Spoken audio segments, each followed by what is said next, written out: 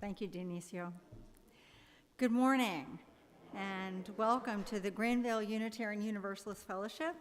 My name is Garnet Conaway, and I proudly serve this congregation as your board secretary. Whether you have been with us on Sundays for a long time or are visiting with us for the first time today, we welcome you to our service.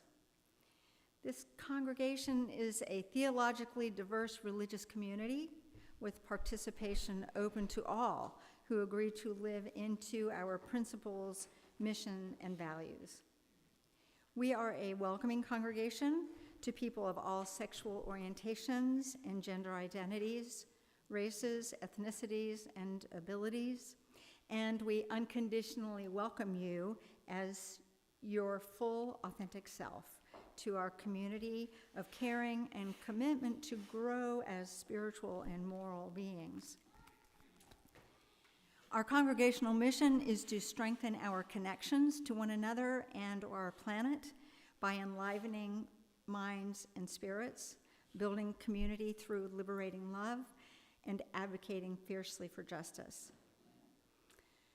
Now, it is a custom in our congregation to acknowledge visitors and newcomers. So if it's your first time here, would you mind raising your hand so we can acknowledge you? Oh, there you are. Welcome. I'm so glad you're here. Welcome. Let's see, yes we do. Everyone is invited to join us after the service for coffee. New and newer folks are invited to grab a green mug that are located on a table just inside the fellowship hall. So if you grab one of these, we can easily spot you and talk with you and get to know you a little bit. You're also welcome to fill out the little green visitor card in the pew in front of you so that we can keep in touch with you. Simply drop the card in the offering basket or in the box at the welcome table in the foyer. Please know that whatever your religious history, whatever your personal theology, all people of goodwill are welcome here. Your presence makes us better. Your presence makes us whole. Our service will now begin.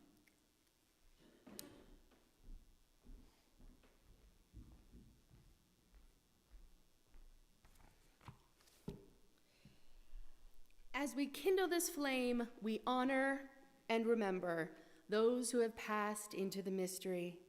Their brightness lives on in our vision, their courage lives on in our commitments, and their love continues to bless the world through us.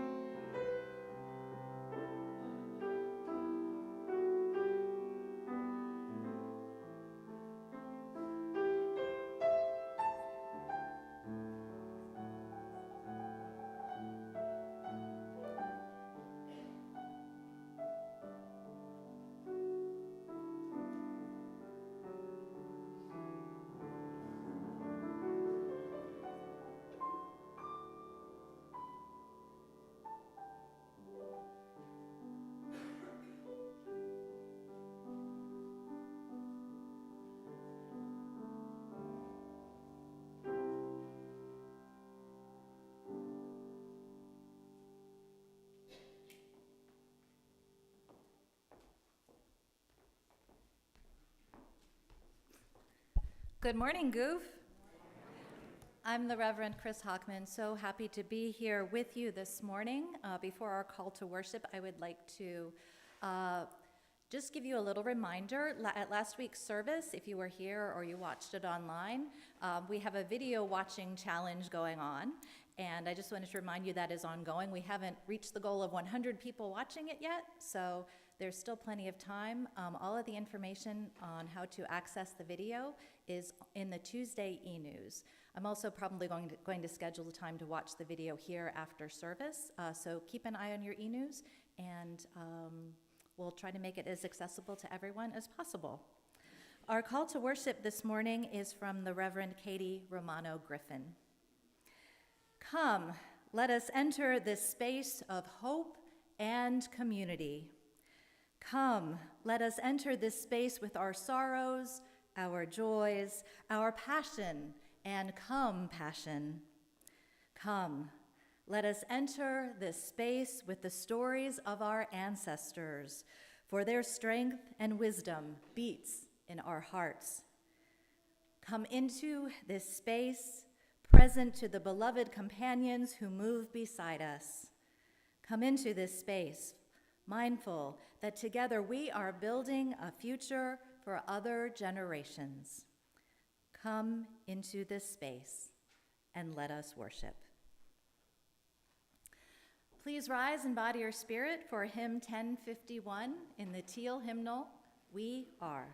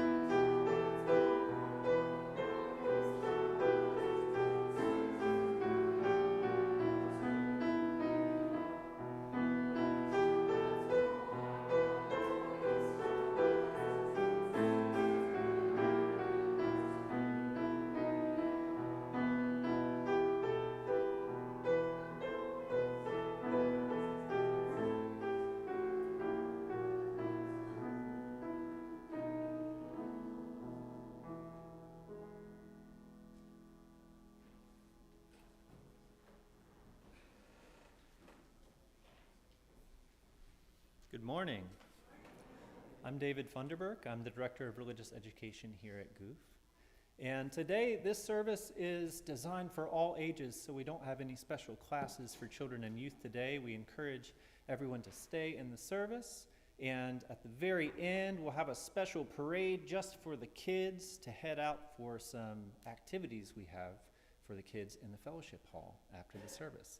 And I want to thank our youth group who stayed up last night for a lock-in here. If you see some zombies wandering around, those are teenagers. And they have set up the activities for our young kids in the fellowship hall after the service. So a thank you to them. So I want to welcome any children or youth or anyone of any age to come sit at the base of the steps on this side of our altar here if you want to hear the story up close.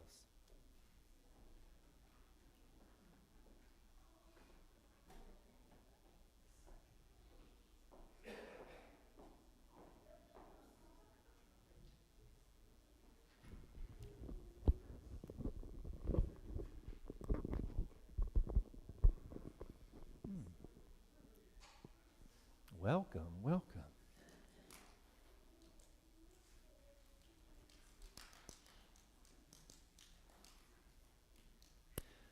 So there are a lot of things to celebrate this time of year, in this time of transition. And some of you may be celebrating Halloween coming up soon.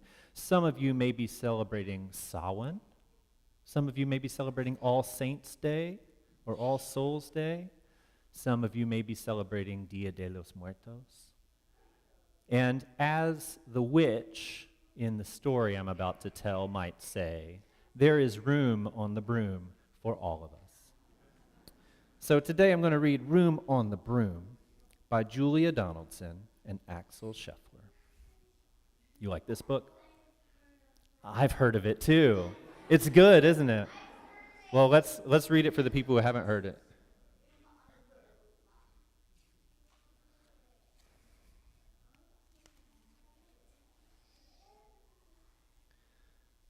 The witch had a cat, and a hat that was black, and long ginger hair in a braid down her back.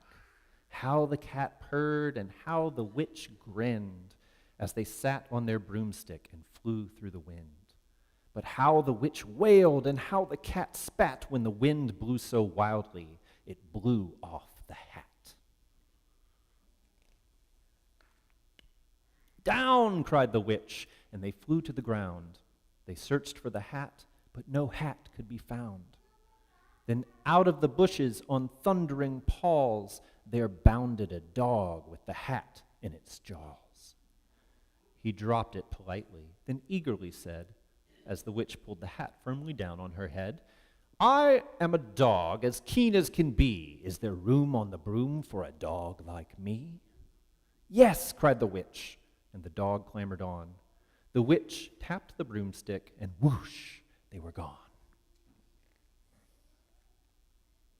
Over the fields and forests they flew, the dog wagged his tail, and the stormy wind blew. The witch laughed out loud and held on to her hat. But away blew the bow from her braid, just like that. Down, cried the witch, and they flew to the ground. They searched for the bow, but no bow could be found. Then out from a tree, with an ear-splitting shriek, there flapped a green bird and the bow in her beak. She dropped it politely and bent her head low, then said, as the witch tied her braid in the bow, I am a bird as green as can be. Is there room on the broom for a bird like me? Yes, cried the witch, so the bird fluttered on. The witch tapped the broomstick, and whoosh, they were gone. Over the reeds and the rivers they flew. The bird shrieked with glee, and the stormy wind blew. They shot through the sky to the back of beyond. The witch clutched her bow, but let go of her wand. Down, cried the witch, and they flew to the ground. They searched for the wand, but no wand could be found. Then all of a sudden, from out of a pond leaped a dripping wet frog with a dripping wet wand. He dropped it politely, then said with a croak, as the witch dried the wand on a fold of her cloak, "I am a frog as clean as can be. Is there room on the broom for a frog like me?" "Yes," said the witch, so the frog bounded on. The witch tapped the broomstick, and whoosh, they were gone. Over the moors and the mountains they flew. The frog jumped for joy, and the broom snapped in two. Down fell the cat and the dog and the frog. Down they went tumbling into a bog. The witch's half broomstick flew into a cloud, and the witch heard a roar that was scary and loud. "I am a dragon as mean as can be, and which with French fries tastes delicious to me." "No," cried the witch, flying higher and higher. The dragon flew after her, breathing out fire. "Help!" cried the witch, flying down to the ground. She looked all around, but no help could be found.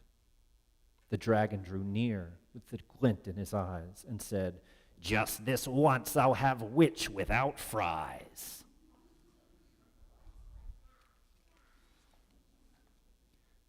But just as he planned to begin on his feast, from out of the ditch rose a horrible beast.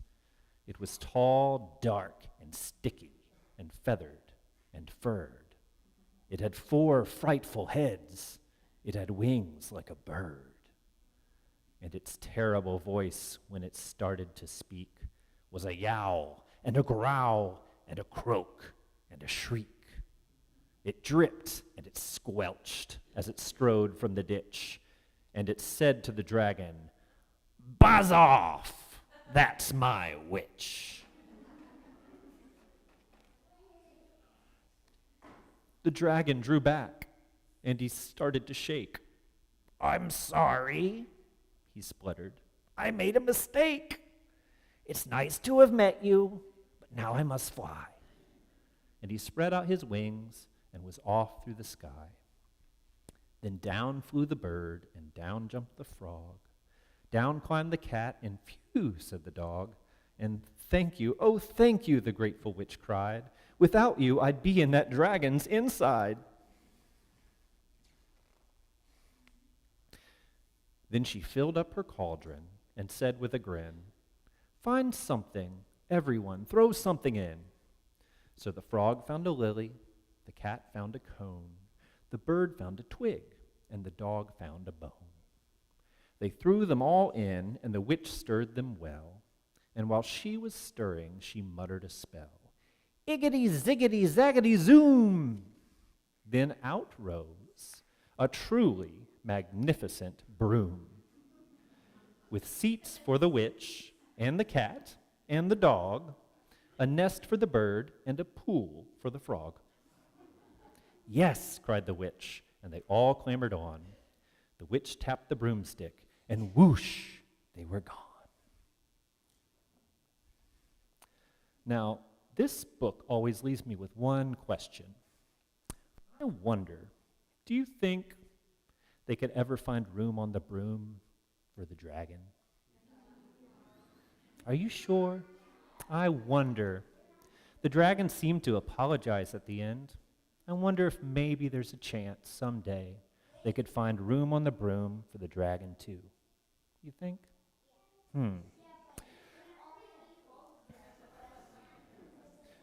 Well, maybe if they talk to him more, they could figure out how he really feels. Well, thank you all for listening. Please find your way back to your seats.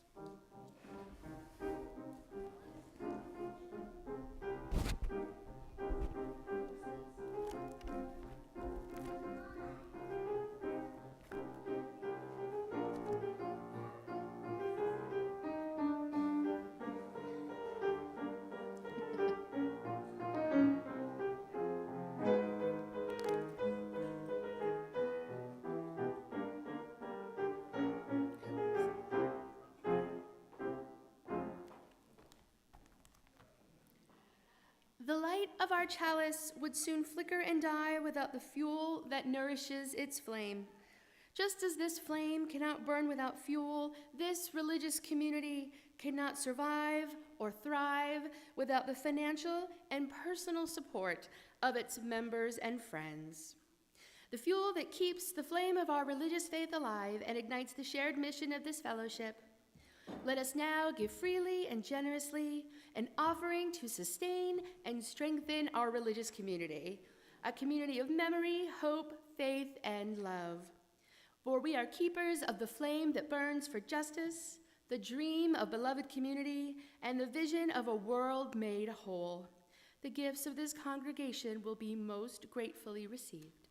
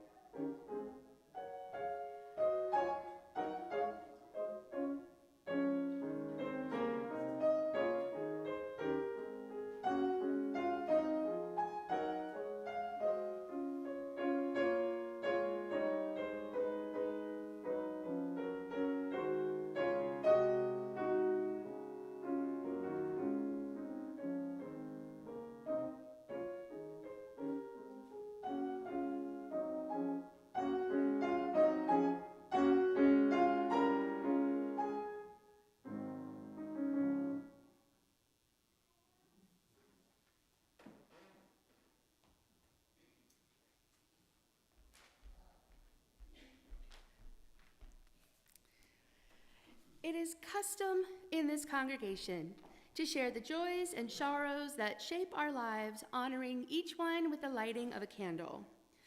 We recognize that life is not always easy, and that we will have moments of celebration and struggle. By sharing these experiences with one another, we can support and uplift each other as we navigate the significant events in our lives. With great sadness, Linda Molnar would like to share the news that her son Shandor died at home on Wednesday night. He is survived by his wife Lori, a stepdaughter Heather, and a son Michael, who was one of Miss Jackie's preschool students. The memorial service will be next Saturday, November 2nd, here at Goof. From Alan Weeks. 10 years ago, I was widowed when my wife Helen was killed in a bicycling accident. For 30 years, she was the most important person in my life. For 33 years, she taught history at Huntington High School. Her career accumulated as Dean of Discipline or with some other equally bloated academic title, and she did never fit herself into that role. If there is a heaven, a contention of which I am not convinced, for all eternity she will wield with great glee a 6D-cell maglite flashlight as she chases errant students through the hallways of heavenly high. I have one for me. Thursday will mark my 10-year wedding anniversary. So, my longest marriage so far. Thank you, Christian. From Sally Haddig, relax and enjoy this beautiful fall weather. Also, I'm wearing my, I'm gonna say kitty cat hat that I wore in the Women's March in DC. We will light one final candle representing all the joys and sorrows present in our hearts that remain unspoken. We will now observe a brief moment of silence before the meditation words begin.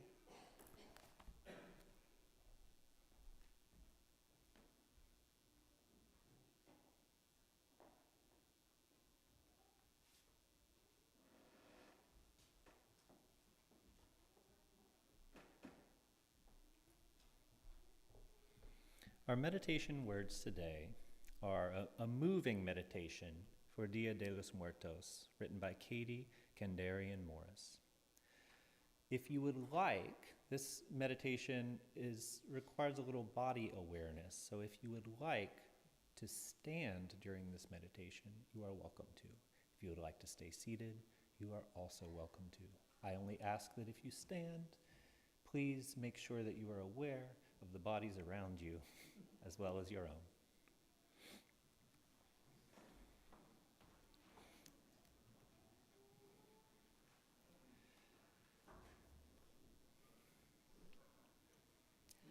As we begin to settle to a deeper, more inward place, to be fully present right now in this place made for head and heart together, we might begin to feel how our own bodies are not only flesh and blood, but skeleton bones as well. No matter how old we are, no matter how we move from place to place, we humans are skeletal beings. I welcome you all to this embodied meditation. First, as we make ourselves consciously comfortable, let us feel the various parts of our bodies, beginning from the top of our heads, the skull inside, feeling our cheekbones, the teeth within our mouth, the opening and closing of our jaw, moving to our shoulders, our clavicle, scapula. Now feeling how our breathing expands and contracts our ribs. As we can, arms go wide and big, all the way down to our phalanges. Out and back down.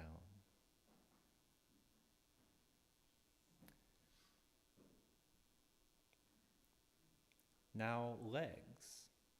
Consider your femur, your thigh bone. Those folks sitting, move their femur if you can. One at a time, up and down. Those of you standing, lift your skeleton leg up and down, up and down. Toes. Imagine bones inside our toes. Wiggle them if you can. Feel the movement and stillness of bones of the pieces of our bodies. The calacas, calaveras, skeleton bodies of those living and dead are not so different. They remind us that we too are mortal and are connected by the love that shines through our lives. Let our breath connect us with the loved ones gone before us. Listen.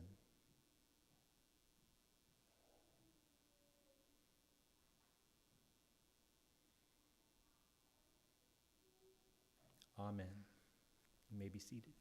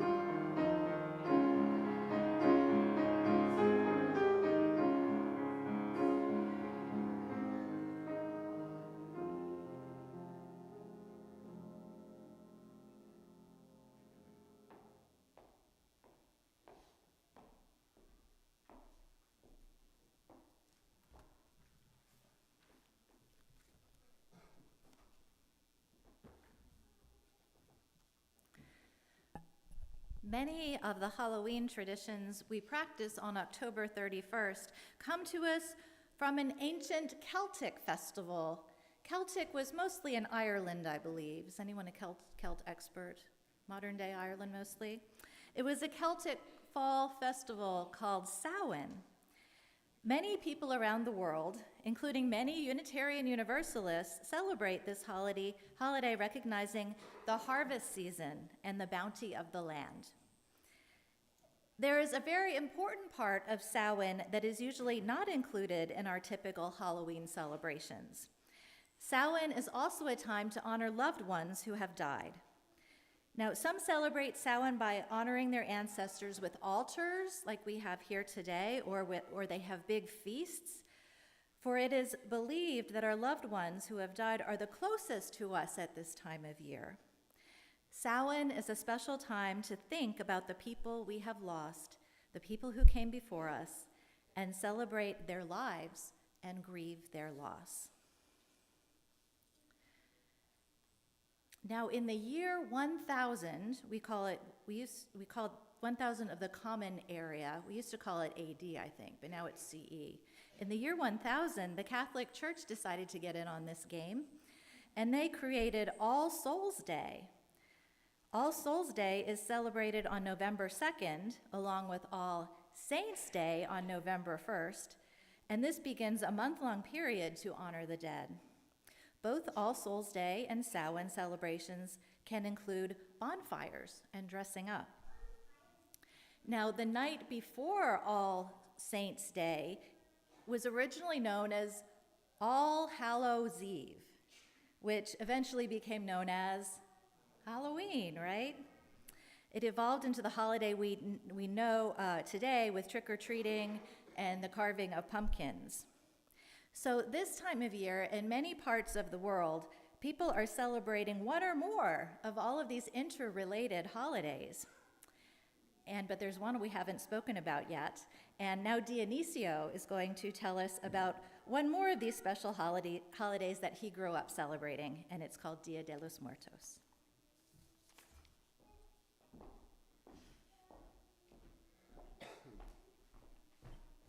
Good morning.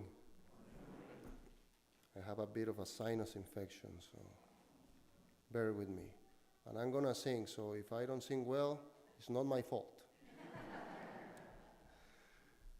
I grew up in Mexico City.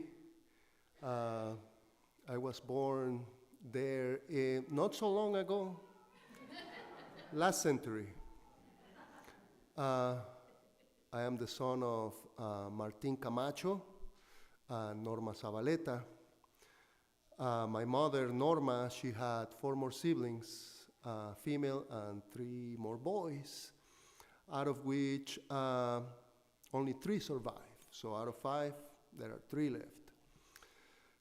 My father had 7 siblings, very large family, and out of those, 8. They were 8 total. So out of those 8, there are only 3 that are left. I grew up in Mexico City, as I said, with 13 cousins. Out of those 13 cousins, there are only 12 left. One of them passed away during COVID, unfortunately. But I grew up with all of my cousins, my mother's siblings, and my grandmother, whom only finished elementary school. But she was very giving, and she was very fond of traditions, very Catholic. And every year, she would put an altar with all of the pictures of all of the family that she had and she remembered. She venerated a lot of family, and that was a tradition that I grew up with that I really liked, especially because my grandmother would make a party out of it, and she would invite us on November 1st and November 2nd to have a meal and to remember all of our ancestors. And something that I really remember is that she said, we have to be happy because those ancestors are the ones who left us with what we are. And we have to remember that. And we have to be happy. They went away, but we will always remember them, and we will always have them in our hearts. And as long as you close your eyes and you remember, they will always be with you.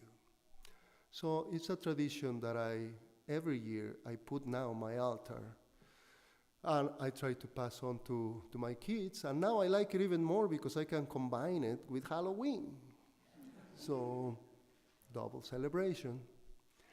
Well, I think it was last year or the year before I watched the movie Coco. And you know, as you may imagine, I kind of identify with it.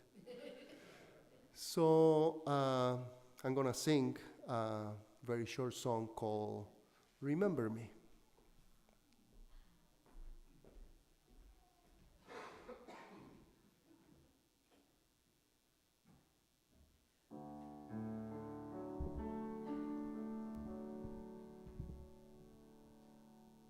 Hello, hello, hello. Microphone, very important. Remember me, though I have to say goodbye, remember me. Don't let it make you cry, for even if I'm far away, I hold you in my heart. I sing a secret song to you each night we are apart. Remember me, though I have to travel far, remember me. Each time you hear a sad guitar,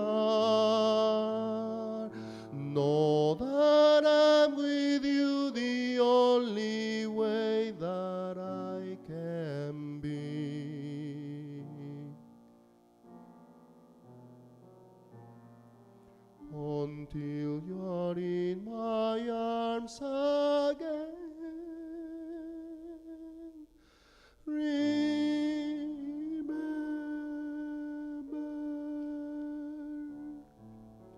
me.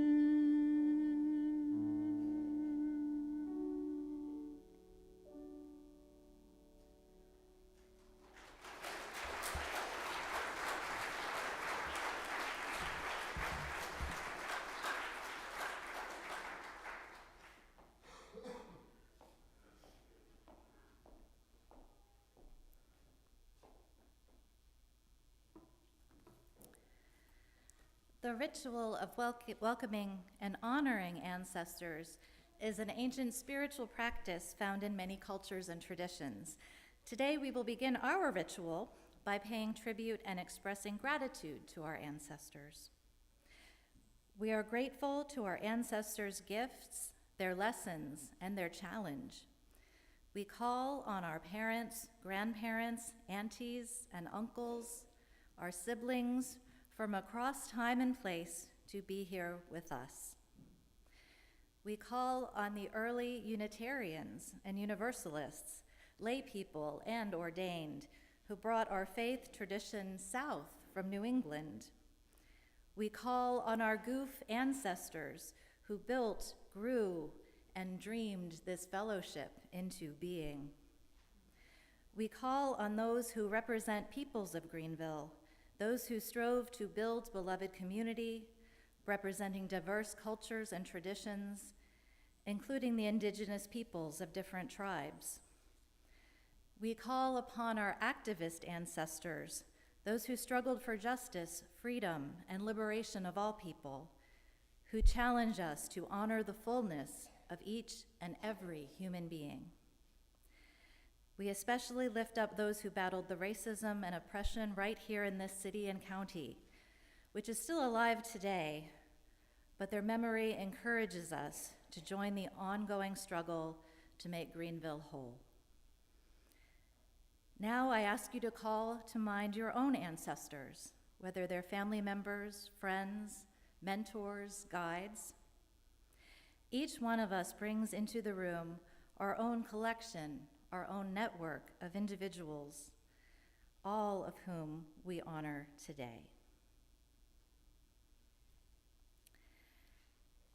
Now I would like to ask anyone who has brought a memento that still can be placed on the altar, or if you've already brought it up, if you would like to come up and share the name of your lost loved one, and maybe, or just share their name, or maybe one or two sentences about them or about the memento. I just ask that you proceed one by one up to our altar from the center aisle.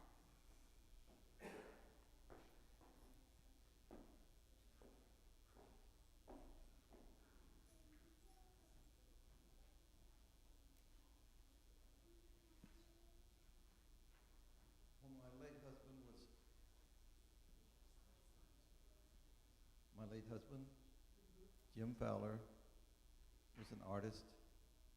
He loved minerals, and he made his own crystal sculptures.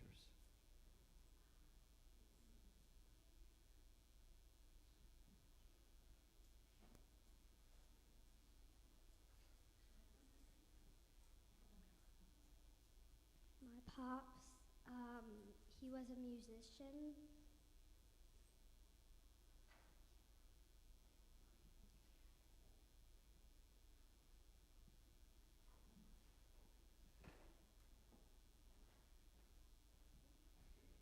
Adrian and I brought a picture of his grandmother, my mother-in-law, Gay Fields, who was many things, but most of all, a sweet, kind, and loving woman.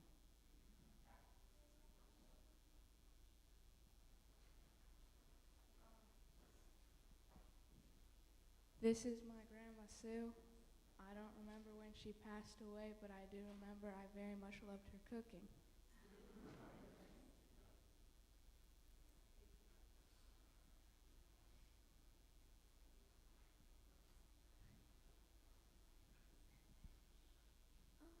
So we couldn't bring anything, but we do have a picture. It was Papa Ron.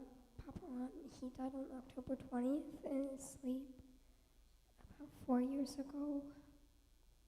It's been a while, and after he died, we had his grandson, and it still kind of is overwhelming that he never got to meet him.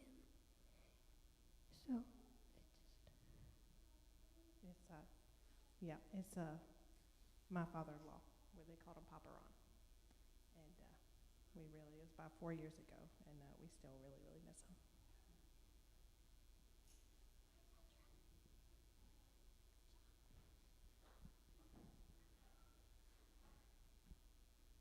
This is my father and mother on their wedding day. Dad died in 1998, and Mom died in 2021.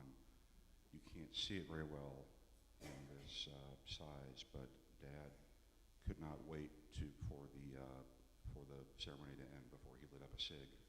So he's got that in his left hand down there. She's not our ancestor, but we feel like she is watching over us. This is a sketch of Sophie, who died earlier this year. And she was a good girl.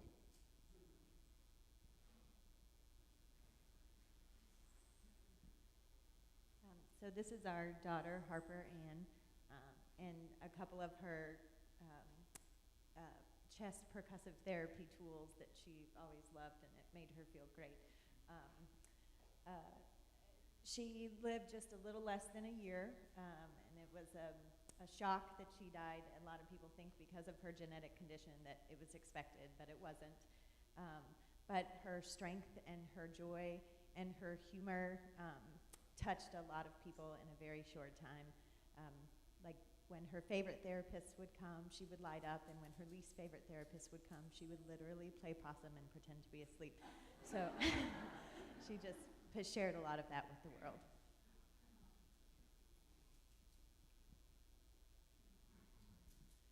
I come empty-handed because I forgot my dad. I tend to have a picture of the two of us when I was a baby, but oddly enough, and it's an odd occurrence, he came to me in a dream last night. He came to me, that sounds so dramatic. He was in a dream that I had last night. And he was smoking, which is weird because I never saw that. My mom made him quit before I was born. And so it was just kind of odd. Anyway, I forgot my dad. But I would also, Don Papendick, I would also like to remember my fairy godmother, Pam, and my two sisters-in-law that I lost this year, Corinne and Kirby.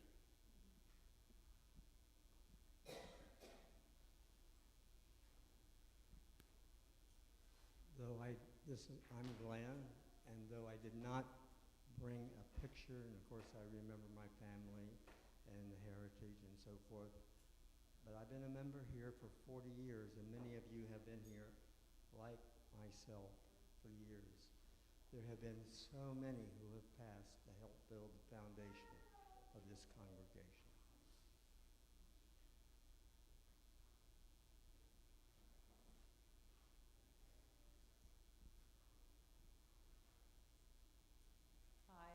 I'm Emily. I'm kind of new here, so this is my first celebration to share this.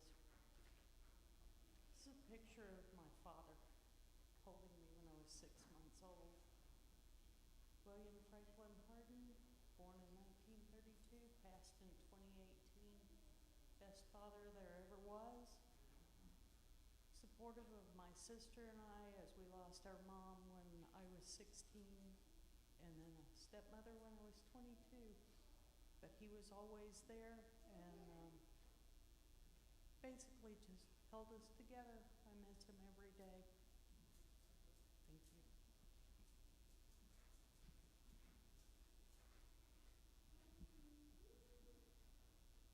Hi, I'm Maureen. People call me Mo. This is a picture of my dad and I. It's one of my favorite pictures of him.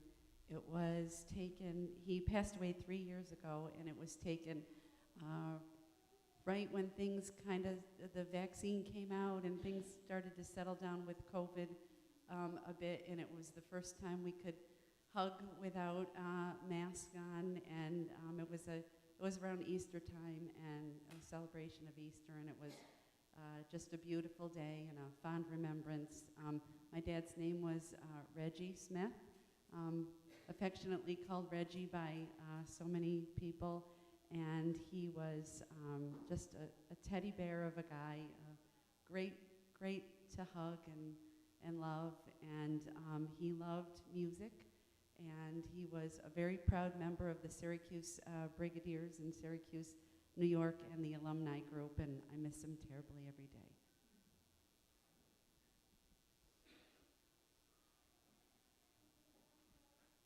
Hi, my name is Beth.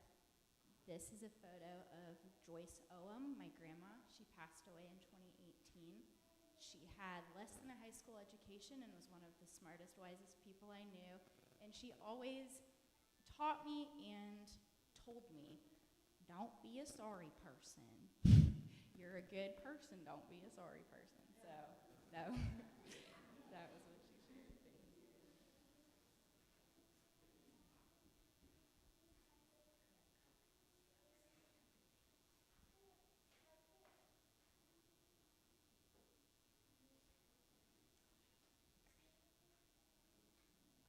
two pictures. One is of my non-animal humans, Sylvia and Louis Burkhead Matlack, who would totally understand that I brought two of my former colleagues' pictures with me today. Pilgrim is this little guy, this big guy. And this was taken for a fundraiser at my last Unitarian Universalist Fellowship. And I too miss them every day.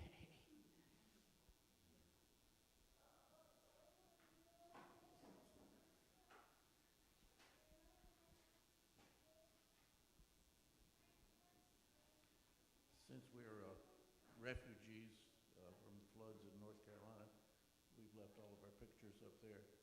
But I was sitting here thinking, who is the most influential person in the Smith family? And it has to be my grandmother, Smith, who was raised Kathy in North Carolina mountains. Her father was a singing school teacher and went around the communities teaching people how to sing by shape notes. Grandmother, on the other hand, taught all of our 8 children how to play an instrument and sing, and that's been passed down to my generation and to my children's generation. And I'm very proud to. I never knew her, but she's a wonderful influence on all of us. We lost our son, who inherited several generations down the musical ability. He wasn't too good at following directions. He was a rebel by nature. Many of you saw him grow up. He grew up right here in this fellowship. But everybody that remembers him, regardless of how they knew him, had heard his music somewhere along the line and loved it, because it didn't have strings attached. It was just, the rest of the family played classical music very, very well, and Brendan did his own thing. And people remember that. I remember that. His music teacher remembers that very, very well. Anyway, thank you for helping us raise Brendan, and thank you for helping us remember him.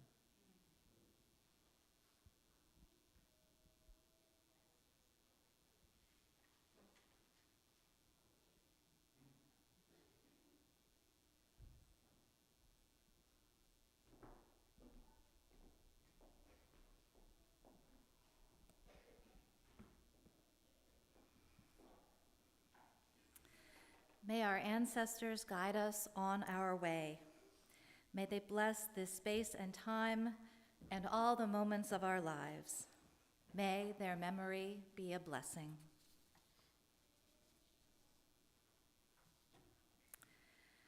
Now that we've had our time of remembrance and solemnity, we're going to have a Halloween parade.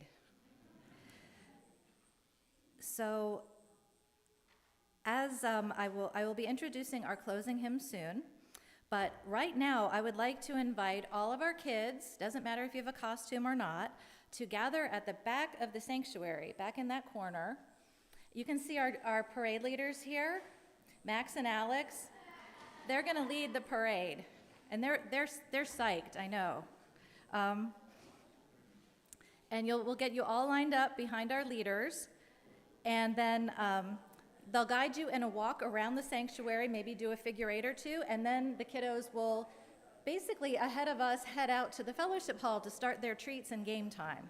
So if you have a little one, you're welcome to follow out with them. If they're small and you don't want them to get lost in the crowd. All right, the parade has begun, so I think it's time for us to catch up. You guys don't have to go so fast. Please rise and embody your spirit. Instead of singing when the spirit says do, we're going to sing when the spirit says boo.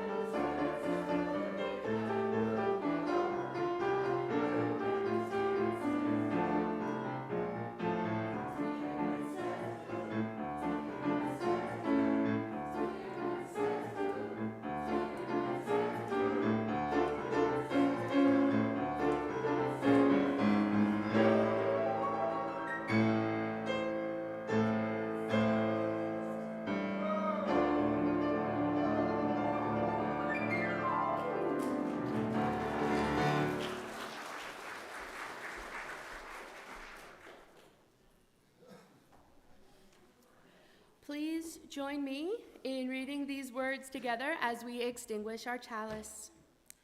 We extinguish this flame, but not the light of truth, the warmth of community, or the fire of commitment.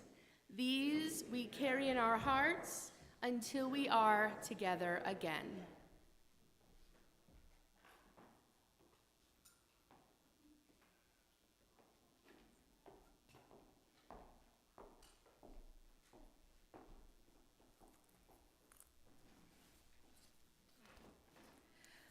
All right, our brief closing words are from Leah Durland Jones.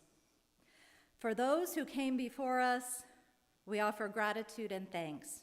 May their memories be a blessing. May we feel surrounded by their love. As we go forth from this time and place, let us be inspired by their courage, their wisdom, and their dreams. Let us honor them by doing the work of living boldly, loving mightily, and creating heaven on earth. Amen, and blessed be. Go in peace, return in love, and happy Halloween.